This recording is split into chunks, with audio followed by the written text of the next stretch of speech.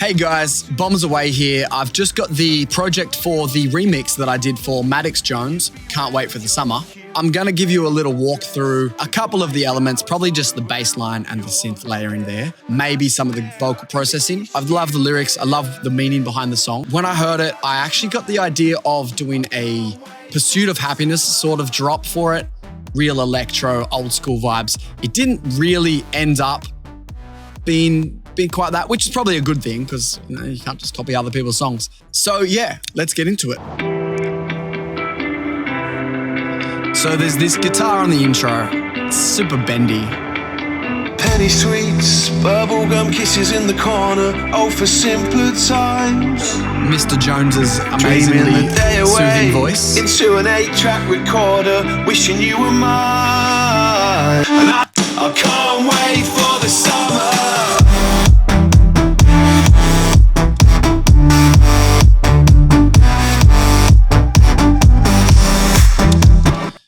So yeah, that's how the song sounds. I'll give you a little rundown. So I think, first of all, we started with a Nexus guitar that sounded like this. It was that sound. I think the main culprit for the horrible way it sounds now is this old boy.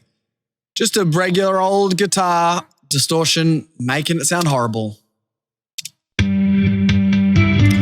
Then I've cleaned it up with some EQ, a little bit more horrible sound with the old retro color. And that's basically it.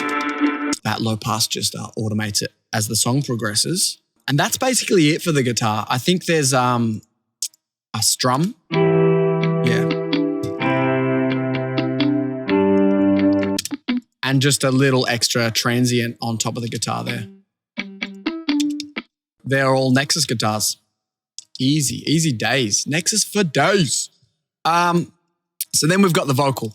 In the day away, into an 8-track recorder, wishing you were mine.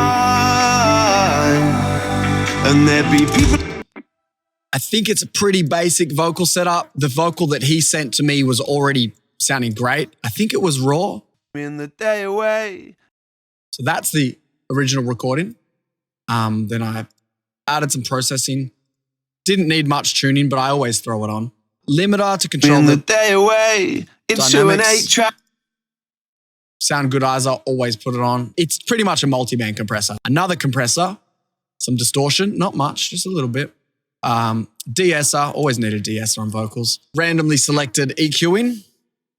No idea why I chose those cuts. In the day away into an 8-track record. Usually I don't put reverb on the lead like that. I usually add it sequentially with buses, as I have here also. I've got a reverb, I've got a delay, rattle. Let's see how that sounds. In the day away into an 8-track recorder. I've got a delay water. I've got a distortion. I've got a low. I think that's mostly manipulator. Yeah, just dropped it an octave with manipulator. And a high, doing the opposite with manipulator. Bit of formant on there too. Oh, and a bit of stereo. Watch out.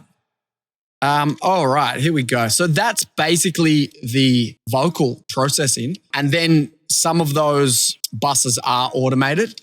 As you can see here, the Vox lead send to delay water is being automated. So it's only sending the punches to that delay. I need to turn the to the master or you won't be able to hear it. You were mine. So basically, yeah, that last word's throw into the delay bus. That's pretty much it for the vocals. Let's move on to the big old drop. Let's see how he's going. Oh yeah. Oh yeah, it's a party. Oh, that's a darn tootin' party, right? Yeah, that's a darn tootin' party. Oh, that's a good, I don't know what that accent's meant to be. Was it Swedish? Was it Canadian? A little bit Canadian. Sorry if I've offended anybody. All right, let's run through this drop. I know there's a bunch of layers on it. Okay, I think this was the original. Yes. So we've got the sub. Obviously, the melody itself took some fine tuning before I started fleshing out the layers. We've got the sub. We've got a big old grindy boy. Everything's side tuning. We've got a Hoover. Cleaner layer of that Hoover just to give it a bit more distinction. And then I think I exported these brass samples. Shush. I exported these brass samples out of Contact for use cases exactly like this.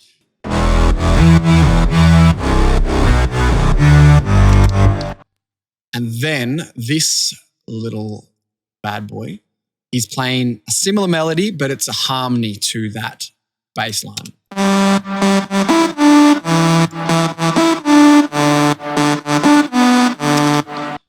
Which is quite simple. Just some virtual write presets as you do.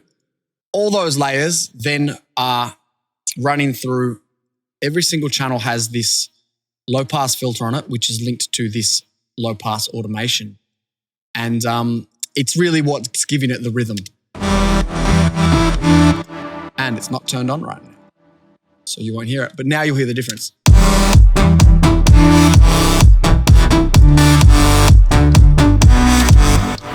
So if I was to go through and open all of those layers, have one of these on them, they are all linked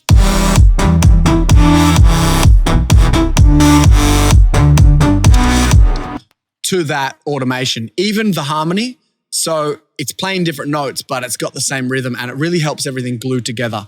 I've done the same thing here with this reverb automation.